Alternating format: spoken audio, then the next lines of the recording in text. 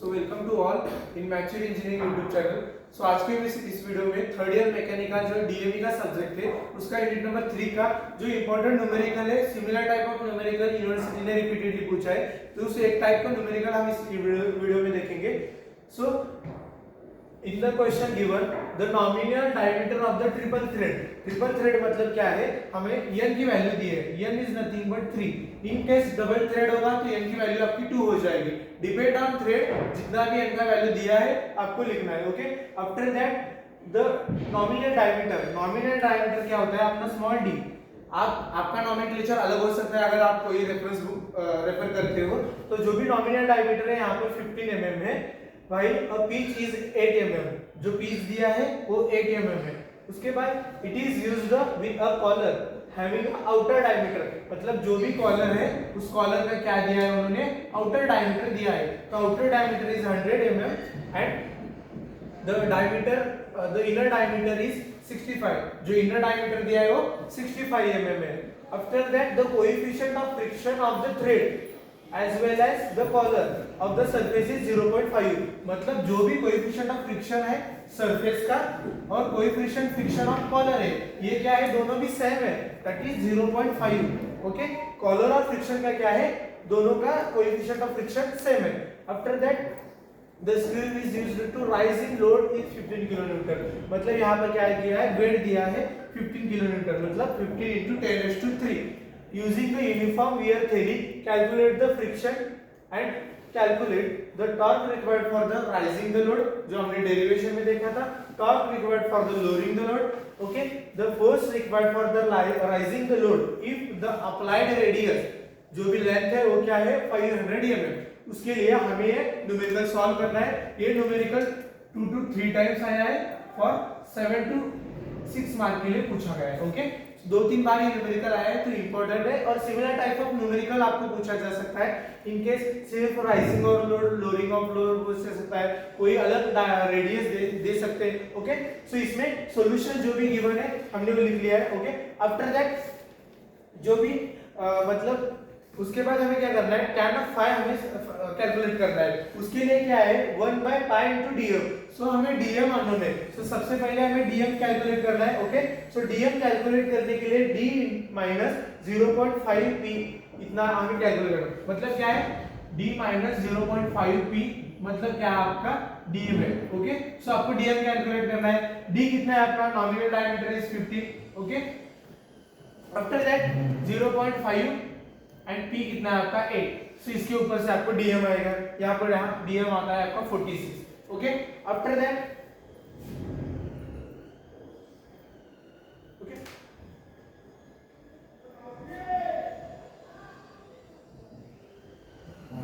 After that आपने dm calculate किया, उसके बाद आपको क्या करना है, tan of phi कैलकुलेट करना है। तो उसके लिए आपको tan of phi कैलकुलेट करने के लिए आपका स्टैंडर्ड फार्मूला है, that is L/π into dm। So L मतलब क्या होता है आपका, nothing but L into p, मतलब आपका L होता है। ओके, सो L/π into dm, सो L की वैल्यू हमने पुट की। ओके, L हमने किया है, दैट इज 3 ट्रिपल थ्रेड था, सो L की वैल्यू 3 थी हमारी, p 8 था, तो L कितना आया अपना 24। Okay, so after that L की वैल्यू हमने पुट की, dm जो हमने फाइंड आउट किया तो वो पुट किया, उसके ऊपर से इसका वैल्यू आ गया। उसके बाद हमने phi निकाला, that is 9.429। Maximum 3 to 4 digit आपको इसमें कंसीडर करना है। Okay, so after that the tan of phi क्या है इसमें, tan of phi is nothing but mu, जो भी आपकी म्यू की वैल्यू होगी वही आपका इस by using this formula find out कर सकते हो। मतलब tan of phi is nothing but is equal to mu, that is by, so आपने यहाँ पर म्यू की वैल्यू आपको नोन है, दैट इज 0.415। सो इस बाय यूजिंग दिस फार्मूला आपको क्या करना है, phi की वैल्यू फाइंड आउट करनी है। बाय यूजिंग दिस फार्मूला आप phi की वैल्यू क्या कर सकते हो, फाइंड आउट कर सकते हो। After that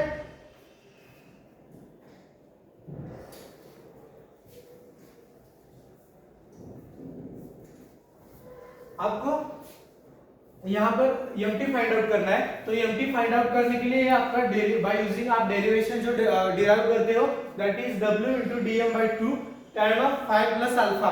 bye using this formula आपको क्या करना है, mt कैलकुलेट करना है। ओके, सो w कितना गिवन था हमें क्वेश्चन में, that is 15 kilo newton, that is 15 into 10⁻³ df की वैल्यू हमने कैलकुलेट की थी 46 and divided by 2 as it is. जो phi और अल्फा की वैल्यू हमने फाइंड आउट किया था वो हमने पुट किया, दैट इज 8.531 एंड 9.429। सो हमारा जो mt आता है नियर बाय 1831 पॉइंट समथिंग आता है। सो हमने यहाँ पर mt फाइंड आउट किया।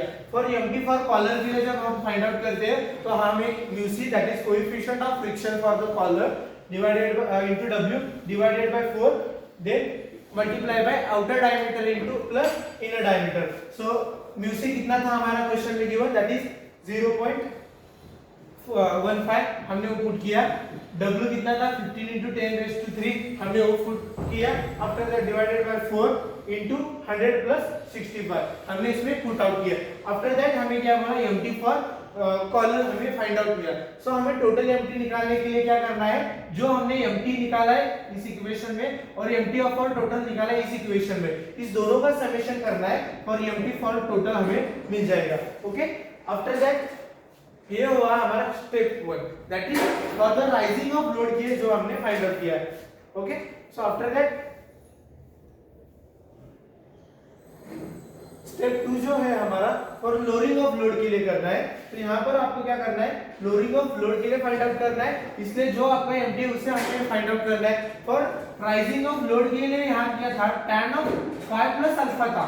Then in case of the lowering यहाँ पर सिर्फ माइनस है, बाकी एज इट इज जो फॉर्मूला है वही वैसा ही रहेगा। Okay, so w into dm हमने ऐसा सिर्फ यहाँ पर प्लस की जगह पर क्या किया है, माइनस किया है। यहाँ पर mt निकाला है, mt for collar as it is same रहेगा, that is the standard formula. Okay, then mt of total हमें मिल गया। मतलब स्टेप 1 क्या था हमारा, जो भी हमें रिक्वायर्ड है for the rising of load के लिए हमने वो फाइंड आउट किया। Okay, after that lowering of load के लिए हमने वो फाइंड आउट किया। जो थर्ड कंडीशन है, force required for the rise of load, that is P मतलब फोर्स है। ओके, फॉर जो भी आपका टोटल mt आपने फाइंड आउट किया है वो, and r of the r that is radius. दो जो आपने mt फाइंड आउट किया है, हमने mt सबसे ज्यादा mt कौन सा है, दैट इज 204643.56, वो mt हमने यहाँ पर पुट किया एंड रेडियस से डिवाइड किया। देन हमें force required for the rising the load at that time, जब रेडियस 500 होगा तब आपका फोर्स जो रिक्वायर्ड है दैट इज 409.3 न्यूटन इतना रिक्वायर्ड है। सो ये सिंपली न्यूमेरिकल हमने देखा है। सो इसी टाइप ऑफ न्यूमेरिकल जो यूनिवर्सिटी ने रिपीटेडली पूछा है, देन इसी टाइप का न्यूमेरिकल आएगा। ये न्यूमेरिकल 2-3 बार यूनिवर्सिटी ने पूछा है। ओके, सो आपको इस स्टेप को फॉलो करना है, स्टैंडर्ड स्टेप है, इसमें सम कंडीशन आते हैं, बेस्ड ऑन दैट आपको अब जब ज्यादा से ज्यादा प्रॉब्लम सॉल्व करोगे तो आपको ये सॉल्व हो जाएगा। Okay, so thank you.